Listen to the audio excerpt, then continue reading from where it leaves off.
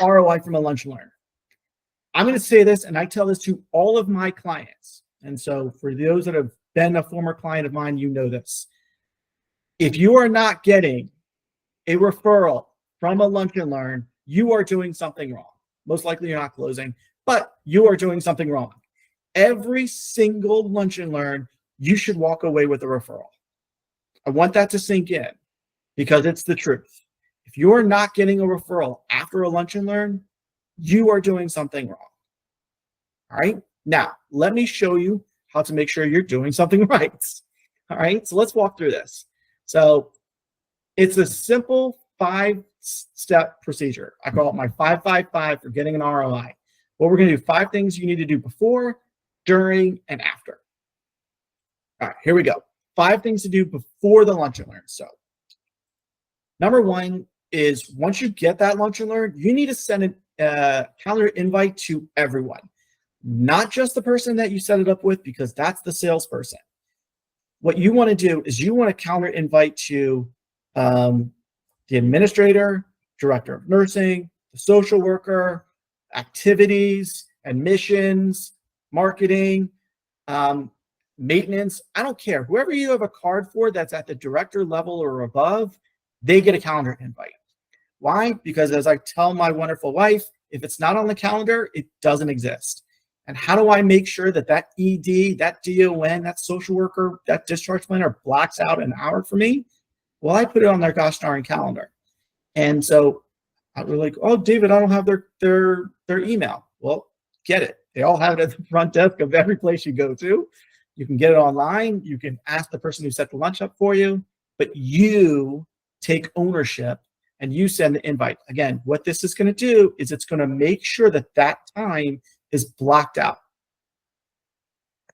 Second thing, one of the biggest pushbacks I get from a lot of my sales reps is, well, every time I ask for a lunch and learn, they just tell me they're going to get back to me.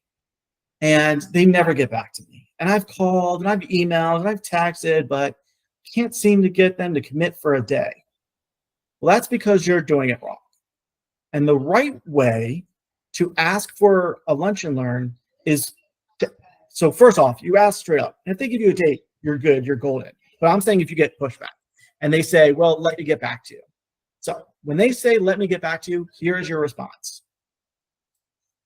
No problem. I completely understand. By the way, what day does your team meet? Which day of the week does your team meet to talk about whatever's going on in your facility or community? Right? So that's most likely it's either a Tuesday, a Thursday, or Wednesday, but every facility in the world, every assisted living in the world has a date where all of the directors meet. Guarantee it. Trust me, they have to meet once a week. There's a lot of stuff going on in those facilities and communities that they are going to meet. And I don't think anybody would disagree with me on that one. So whatever that day is, let's say it's Thursday. Let's say it's at 10 a.m. on Thursday. Your response is now, awesome. Why don't we just tentatively set for 2 weeks from this Thursday? And so just because we're going to do this live, that would be the 18th. Awesome. So why don't we just tentatively set it for the 18th? And if you need to change it, you let me know. But everyone's going to be there on Thursday, right? Yeah. So we don't need to ask, are you going to be there that day? Because that's the day they're going to be there. So now we know it's Thursday. They come at 10. Awesome. We'll provide lunch right afterwards. So the team can just stay. They'll have a lunch. I'll come in. It'll be bang, bang, bang. How does that sound? Well, I need to check. No problem. Why don't we tentatively set it for 2 weeks from now? And then if we need to change it, you tell me a new date. So now what you're doing is you're putting it on you've confirmed the date and time tentatively, but if they're going to change it, they have to give you a new date, right? If they say that doesn't work, then they're going to have to give you a new date. And again, you've got a date on the calendar. So that is how you set the meeting, but you find out what days they're meeting. By the way, this is standard practice. You should know every facility, community in the world has a day. You should know what days those are. On the SNF side, you should know what days they're talking about discharges because you want to be there right afterwards. Next. Okay. Call and confirm. So the day before, you need to call and you need to confirm. Hey, Jessica, just want to confirm we're still good for tomorrow, 12 o'clock. Any food allergies I need to be aware of? Otherwise, I'm going to bring Chick-fil-A for the 10 people. Does that sound good? Awesome. You call, you confirm, you get that verbal. Always call and confirm. The last thing you want is for them to say, oh, no, I thought we rescheduled it. Or you schedule it a month in advance and now they've got a new salesperson. Again, if you have it on the calendar, you should be good. But again, you want to call and confirm as always. Visit a few days prior. So again, you're most likely setting this up for Tuesday, Wednesday, Thursday. You want to stop by, again, if it's on Tuesday, you want to stop by the week before, maybe on Thursday or Friday, or again, Monday, Tuesday, you can stop by a few days prior. What is your purpose? Your purpose is to go around to every single person, because this is now he's going to be able to get through the gatekeeper on this one. Why? Because you're just going to say, hey, I just need to confirm with Jessica about the upcoming lunch and learn we have on Thursday. Oh, we got lunch on Thursday? Yeah, I'm bringing lunch. And I just want to confirm that everyone's going to be there. No problem. Yeah. So now you're going to go into Jessica's office. You're going to sales. You're going to go into ED, because you're simply just saying, hey, just want to make sure we're good for Thursday for lunch. Most likely they're going to say, oh, I didn't know about it, or yes, we're good, or whatever. Now what this does is this does something psychologically. It allows them to start to think about you for the next 3 days. So they are going to think about your home care agency for the next 3 days, and they know why you're coming. You want referrals. So they're going to start to think in the meantime of potential referrals, or how they like you or not like you, or whatever, or questions they're going to have for you. But what you're doing a couple of days prior is you're not selling, you're just confirming the lunch, again, visiting everyone so everyone sees your face, you're likable, and so on and so forth. Order food. So big, huge tip, get food delivered. It's a lot easier to have food delivered. Just go to Chick-fil-A or something like that, Panera Bread, pizza. Again, those Chinese food, all those things are super cheap, and have it delivered. And the reason for this is a couple things. One, first off, you have it delivered 15 minutes prior. Two, you have food delivered because you're going to come in with all of your marketing stuff. We're going to talk about that next. But you don't want to come in with all your marketing stuff and you have all the food, and God forbid one of the food slips up and drink spills on you and all that other stuff.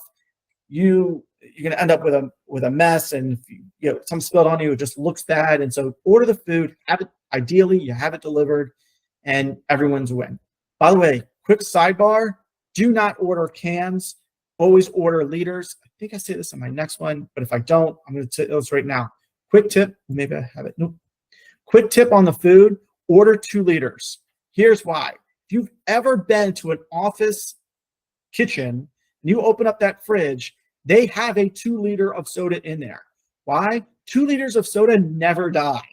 So when you order that 2 liter of soda and you put your sticker on that, we'll talk about that in a second, it will be there forever. Forever. Your sticker. And so every time they open the lunch, they're going to see ABC Home Care, ABC Home Care, ABC Home Care. So it is the coolest thing. Don't order cans. Always order 2 liters of soda. It's a win-win. Or a gallon of lemonade if you're doing Chick-fil-A. All right. Questions on that? I see nothing in the chat box. Again, put it in the chat box if you have any questions, or just raise your hand, or however that thing works.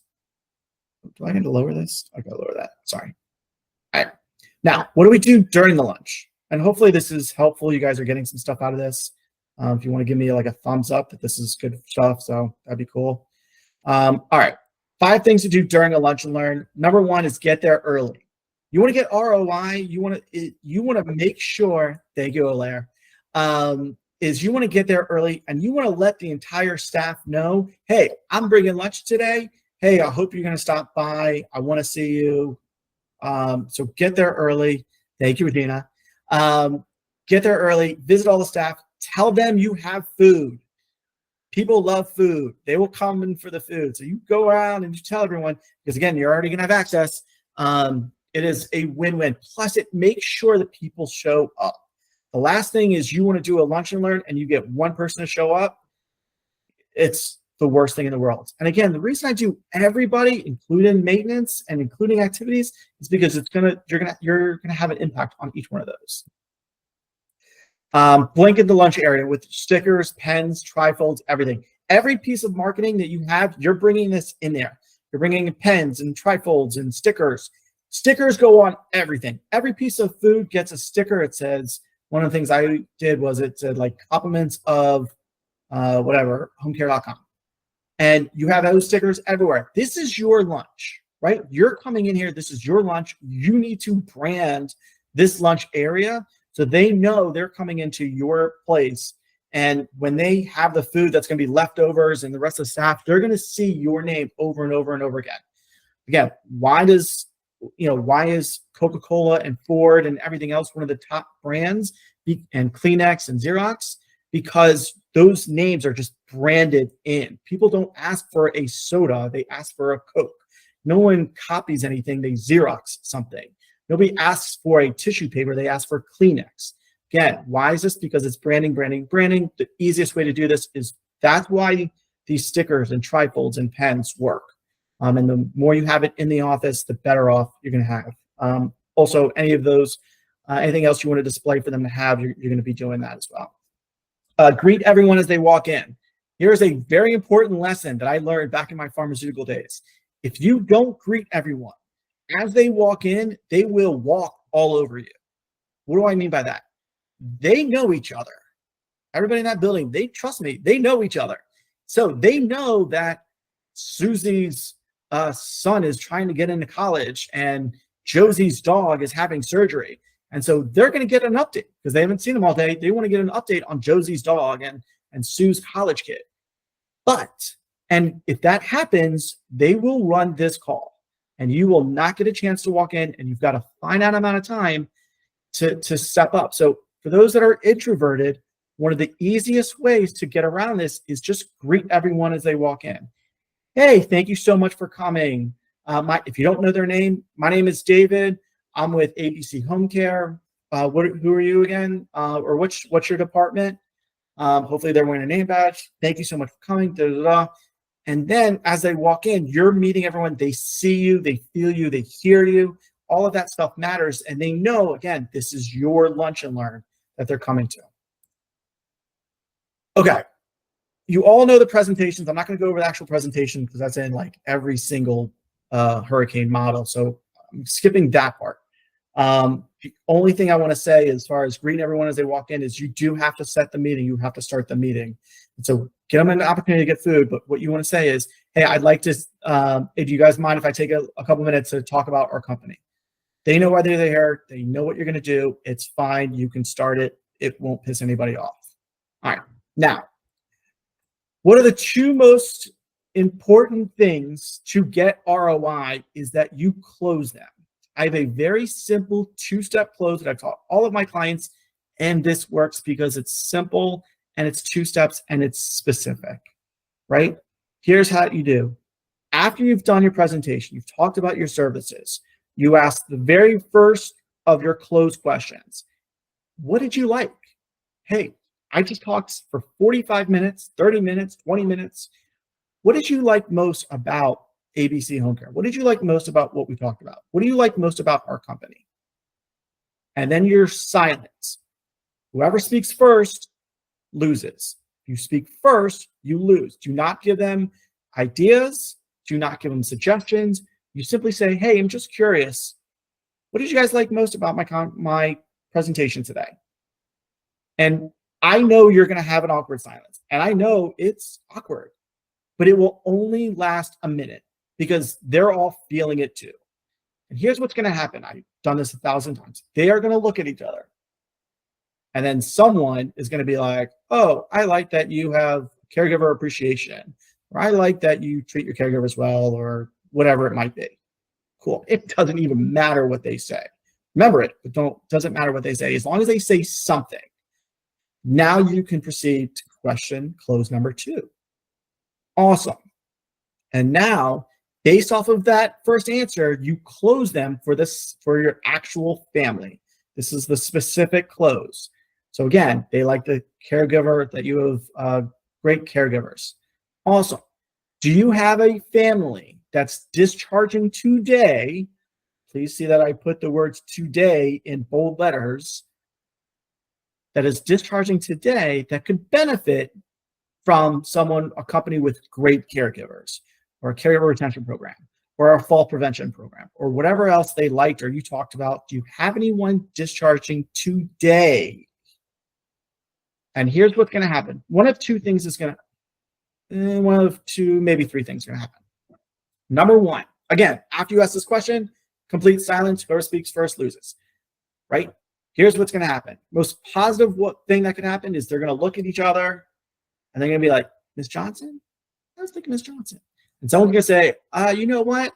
Yeah, I think Miss Johnson would be good for you guys, right? Let's not forget, if you've done all the things up front, they know why you're here. They get it. You're here to ask for referrals. They know it. That's why they brought lunch. That's why they've been here. That's why you've kept them for the last couple of days. They know why you're coming. Trust me, they've already thought of people that they're either going to refer or not going to refer to you. And a lot of this is going to be, are you going to ask for it? Like, I'm telling you, the hardest thing getting through my clients' heads is you have to ask for it. So ask them, do you have anybody discharging today that likes somebody with a great caregivers? And then they're going to pause. They're going to look at each other and they're going to say, Miss Johnson, and then great, you've got Miss Johnson. Great, I'll go visit her today, blah, blah, blah. Now, let's say they say, well, I've got to look at my list, or I don't know, or I have somebody in mind, but I've got to talk to them first. Any of those answers, your response is simply awesome. I'm already here and I blocked out the next hour.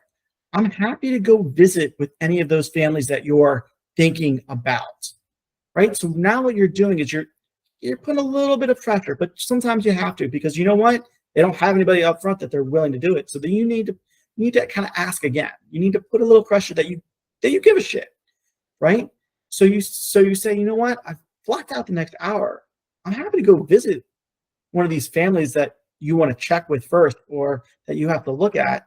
So if you want, why clean up? If you want to go look at your list, I'm happy to just hang out here for a minute or two, right? And so both of those things, again, that's if if you're not getting it off the first one, right? Those are how you ask for a referral. And again, they've thought about it. They want to give it to you. They have people, because you qualified them. Please, please, please qualify these accounts before you go in. And they should be discharging at least 1 to 2 a week, right? That's the other part of this qualification, right? You're asking them, maybe even early on in your presentation, you're saying, how often are you discharging out to home care? And hopefully they're saying, 1 to 2 times a week. And now it's Wednesday, it's Thursday. Awesome. So have you already discharged somebody out? Yes, no, maybe. Awesome. So you should have 1 to 2 today or tomorrow, right? Awesome. Will I get those 1 or 2, or that person that you think is going to discharge out? Great. Let me start with them today. And that's how you start to get that family and the ability to close. Included case studies of actual patients for referral sources. Yes. So one other thing that I've done most recently is I come up with case studies. So during my presentation, I'm not talking about a random fall prevention, but I'm giving them an example of what a good referral looks like. Hey, I was talking to Dulles Rehab, who referred me a family member, can't tell you because of HIPAA, who was discharging last minute. We were able to go in and really help that family out because they didn't know who else they could refer to. They knew they can call us last minute, and we were able to help them out. Again, that's just a quick case study off the top of my head. But talk about different examples, paint the picture of examples of what a good referral looks like. All right, let me start moving along a little bit faster on this. 5 things to do afterwards. Number 1 is send a text or email within 2 hours. I have prompted emails. I have templates that I already have saved on my computer that I have their emails. I'm sending it to them immediately within 2 hours. If nothing else, it's a simple text that says, hey, thank you so much for having me. The email is going to be in 3 simple ways. So it's 3 sentences or 3 paragraphs. Paragraph or sentence number 1, thank you and something personal. What did you learn?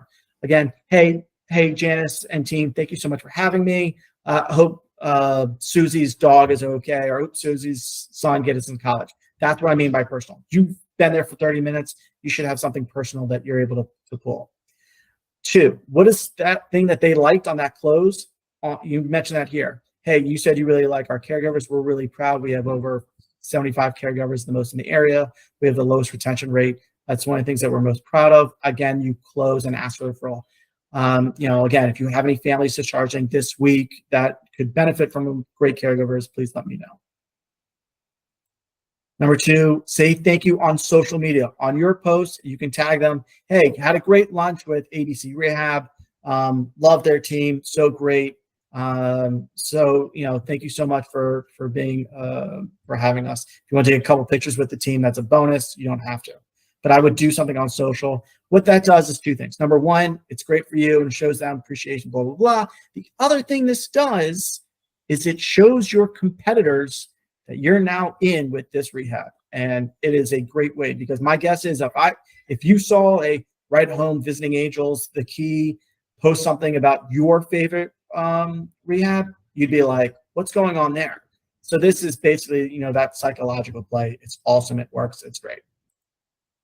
Physical thank you card. It's not done enough. We should be doing it more. This is definitely something you should be doing. The cool, fun ones are even better. If you have a company logo, great.